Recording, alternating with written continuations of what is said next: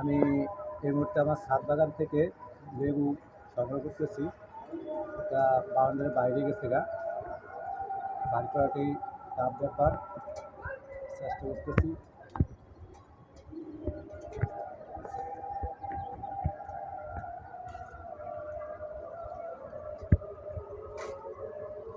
আছি জালের বাইরে প্রচুর লেবু আছে, তার ভিতরে একটা সংগ্রহ করে আজকে বৃষ্টির দিনে লেবু দিয়ে গরুর মাংস অসাধারণ স্বাদ।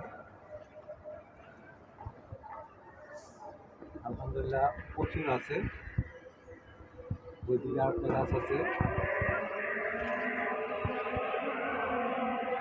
ওটা থেকে আছে, আবার নিচে আরেকটা গাছ আছে। আজ এই পর্যন্তই, খোদা হাফেজ।